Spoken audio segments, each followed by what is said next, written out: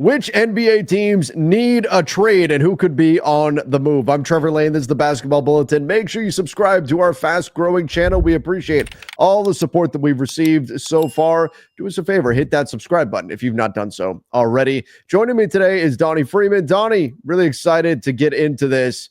The trade season is always a good time in the NBA, and I think there's a number of teams that, even though we're early, already we can identify as very clear teams that are going to be motivated on the market. Absolutely. I'm excited as well. And let's dive in. Let's see what we got here.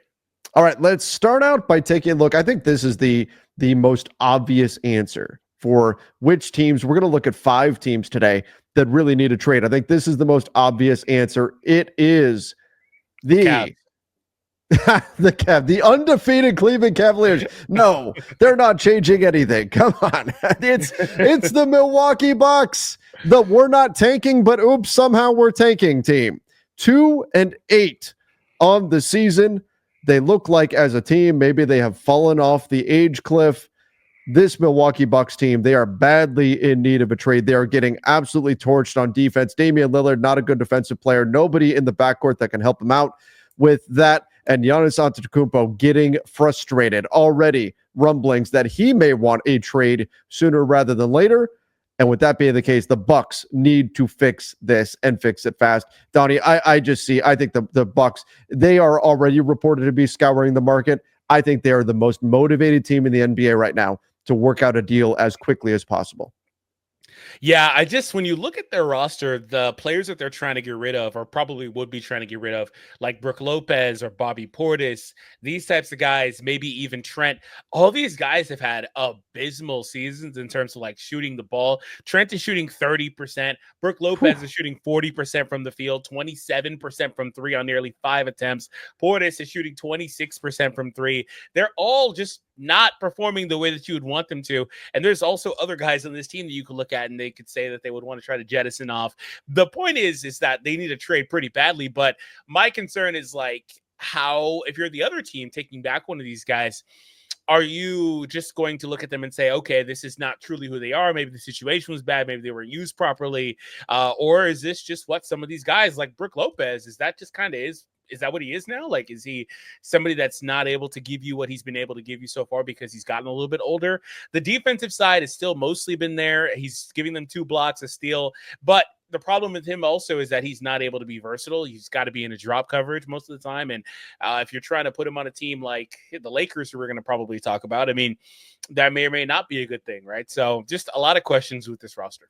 Yeah, a lot of questions and some restrictions too. They're a tier 2 apron team, which means they cannot aggregate salaries in a trade. You can't combine players to send them out in a deal, and they can only send out more money than they're taking back, not the inverse. So some very difficult decisions coming for the Milwaukee Bucks. All right, let's stay in the Eastern Conference and let's talk about the upstart team in the East right now, and that is the Brooklyn Nets. The Brooklyn Nets currently sitting in the 5 seed in the Leastern. That's right, I said Leastern Conference. Look at this. The 4 seed in the East is below 500. Unbelievable. Wow. But the Brooklyn Nets, everybody knows they're rebuilding except for the players on the team. They're 5-6 and they're the 5 seed right now in the East. Now they're a fun team to watch. They've actually been a really fun team. Dennis Schroeder has been great for them.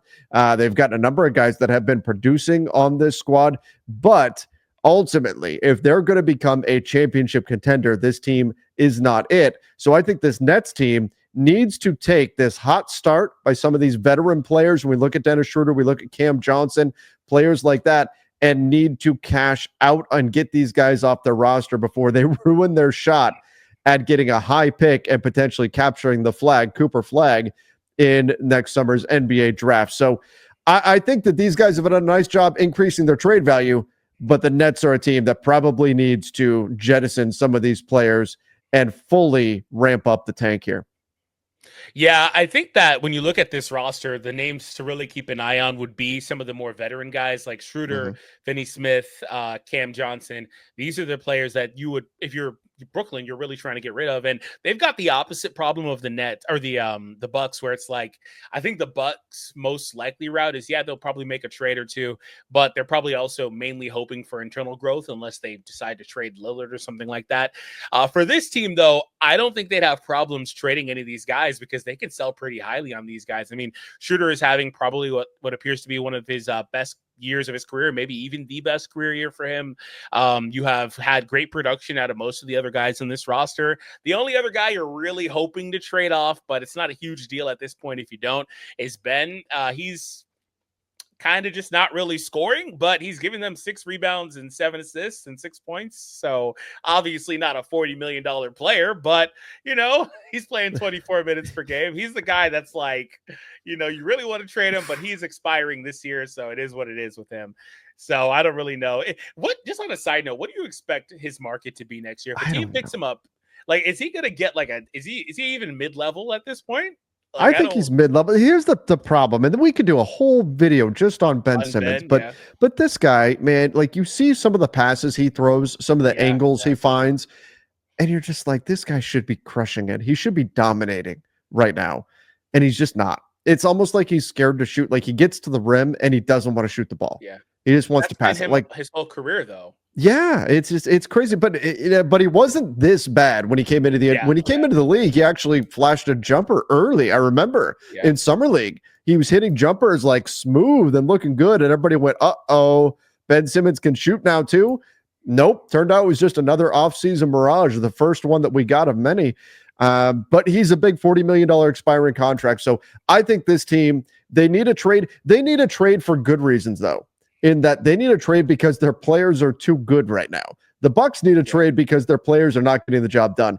Bojan Bogdanovic, another veteran to keep an eye on this team. I think the Nets are going to make moves. Him on their sheet. I don't think he's played so far. He has not played yet. He's been dealing with injury, but if he does come back and play, he's a guy that, on a 1-year rental, he's a expiring contract. I think some teams will be interested in him. But Cam Thomas, probably not going anywhere. He's been great for them. They'll hang on to him. They'll hang on to some of the other young players. But I do think this Nets team is going to be moving on from some players. All right, let's stay in the Eastern Conference before we head west.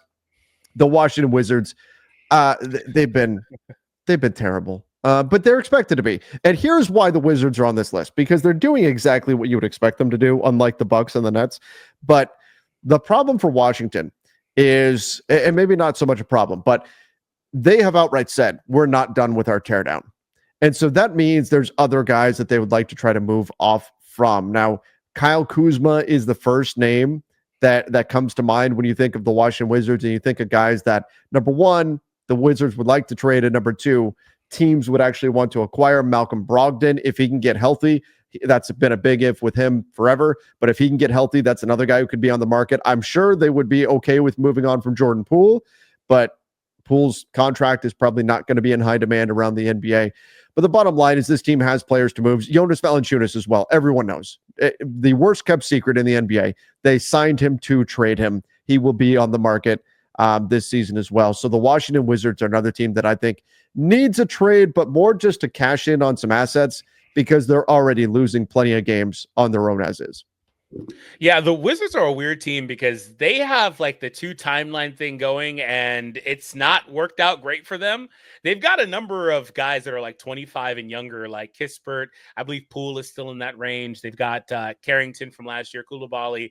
They've got Sarr here. Like, they've got some interesting names or guys that could project to be something, but they're holding on to these older players like Kuzma or Richaun Holmes. So can Richaun Holmes even be traded this year?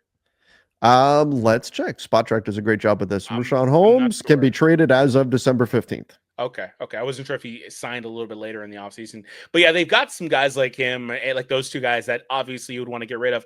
And Kuzma in particular, I really wonder if he's just like kind of like mailing it in, like he's ready to be dealt. Sometimes players do that because he's taking 17 shots per game. He's making 34%. He is Brutal. not able to produce for them. But the thing with Kuzma also is that he's only played 4 games out of what looks like 9. So he's also not been on the court. So I don't know if he's dealing with an injury. So forgive me if that is the case, but he hasn't been able to produce for them when he's been on the court so far this season. And I think that they just need to kind of, obviously Valanciunas too, I think they need to realign that roster. Like you said, they're not done tearing it down. And I do think they have some interesting young players that they can build for in the future. Yeah, Kuzma's dealt with an injury, but he is they are in talent acquisition mode. That's what they're at right now. The pieces don't have to all fit. They just need to add talent to this club, and that's it. All right, let's head west and let's talk about our Lakers, Donnie. This is a team that, despite the fact that right now they are the 7th seed in the Western Conference, a position the Lakers fans are very familiar with. They're 6-4 on the season, so they're doing okay. The problem is they don't have depth. They don't have depth on this roster. They were widely expected to make some kind of a trade this past summer, much to the dismay of Lakers fans. They did not. They made no moves aside from adding rookies. But everybody knows, in order for this team to give LeBron James and Anthony Davis a legitimate chance at winning this season, they need to make moves and add to this team. They could use a big. They could use a two-way wing. And the players they'd be looking to move off from, D'Angelo Russell, Rui Hachimura, these are players that will probably have their names pop up. D'Angelo Russell, definitely. He's going to be in a million trade rumors between now and the trade deadline. He's an expiring contract. There's a number of guys that they'll look to potentially move. And then Jalen Hood-Schifino. They did not pick up the 3rd-year option on him, so he is now a almost $4 million expiring contract. I think they've essentially admitted, hey, we messed up with this pick. We blew it. That's why they didn't pick up a $4 million 3rd year on his deal. And I would be shocked if he was not on the way out as well. So, Donnie, I think our Lakers are one of the teams that is the most likely around the league to make a move, despite the fact that they did not do it at the trade deadline last year and did not do it this summer. Yeah, I think that they really do need a trade. Depending on who you send out, you may need another trade to maybe make things a little bit more even. For example, if you send out D'Lo, you probably want to bring back a ball handler at some point, or maybe clear a spot so you can potentially elevate Quincy if he's ready, things like that. And fun fact on D'Lo and Rui, because those are the 2 names that you mentioned first, they actually are leading this team in plus minus, which is pretty interesting, by a decent bit for D'Lo, in fact, at 5. And the rest of the guys are pretty close to 0 or negative. And, I think with this team, because they kind of boxed themselves in with those player options last year, they were really hoping to get internal growth. And that hasn't really panned out from them. They've gotten Gabe out there, which is almost like a little bit of an addition because he didn't give them anything last year. He's been at best neutral, at best, right? At best. at best a neutral. Like he's out there. And he's got the whole that is accurate. He is out. He is on the court. We can confirm the box score wouldn't show it, but we can confirm he has been on the court. He's on the court. I mean, he's not really doing much that's in the box score anyway. He competes on the defensive side, gets deflections and stuff, but you're not going to see that in the box score typically.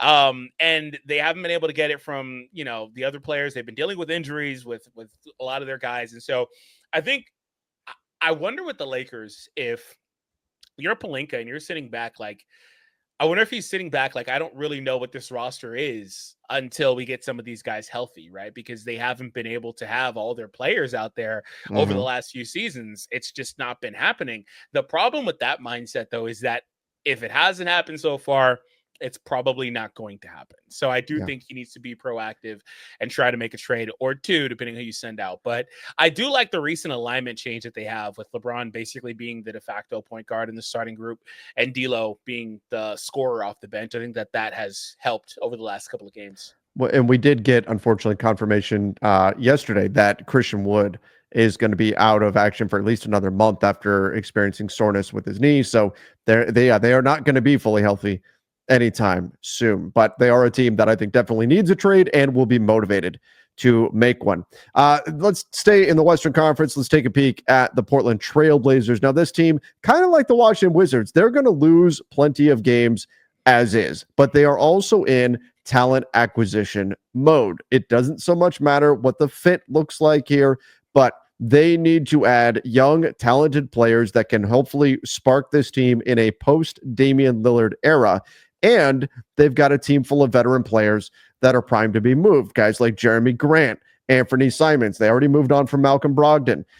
Robert Williams, if there's any way that he could stay healthy. You could even argue that maybe they should consider a DeAndre Ayton trade. I don't think at 26 years old, you have to do that, but they've got enough veteran players on this team that need to be cashed in for future assets, because we all know it's not about this season. It's probably not even about next season for the Blazers. It's about the future. And that means you need to take these guys like a 30-year-old Jeremy Grant that are not going to be around by the time this team is good again, and you got to get something for them while you can. So the Blazers, I think, are a team that are primed to make a move as long as a team can meet their asking price. And perhaps if their asking price comes down a little bit based on what we've heard by the trade deadline. Yeah, they've got some fun players here too to try to build around. I think the ones that I would be on the bubble with would be Simons and Ayton. They're both 25, 26. And they both could potentially net you something back in return if you tried to get something, or if you tried to trade them off. Maybe Ayton's a little bit of a question mark because he's not worth that contract currently. And I think Simons could be on that contract, 25. I think he could be a nice either secondary guard out there or sixth man for a lot of teams. He can kind of go out there and get a bucket if he needs to. But neither of those guys has been great for this team so far. And I'm sure that they're not all too disappointed by that either. They don't really want to win games anyway. But really, this is the first time I pulled up their box scores for their players in a while. And I think that just for these guys, they need to get some internal growth. Like I said, they got some nice young guys like Avdia, Klingon. But Scoot is still the question mark here, because I think that a lot of their future kind of hinges on what Scoot can be as a number 3 pick in the previous year. So I don't really know what this team can be, but I do think they need to try to offload some of these guys like Grant if possible. But the problem is that these contracts teams aren't really going to want to take some of these contracts. Grant, Ayton, Simons, like I said, maybe you're pushing it, but Grant especially gets really bad later on. So I think that's their problem. They may have to wait a couple of years on some of these deals before they kind of start trading them off. I mean, I think if they can, the sooner they can move them, the better. But you're right. Some of these teams will be a little bit hesitant. Teams have been extra hesitant with the new CBA to take on long-term deals. But there's 5 teams that we think are primed to make a trade, at least by the February 6th trade deadline, if not sooner. I think we're going to have some motivated teams out there trying to get some stuff done on the trade market. Did we leave anyone out? Let us know in the comments section down below, and make sure you go check out our latest video, which is on the NBA and the injury plague that has been hitting the league, and I think perhaps will fuel even more trade talk. So make sure you guys go check that out as well.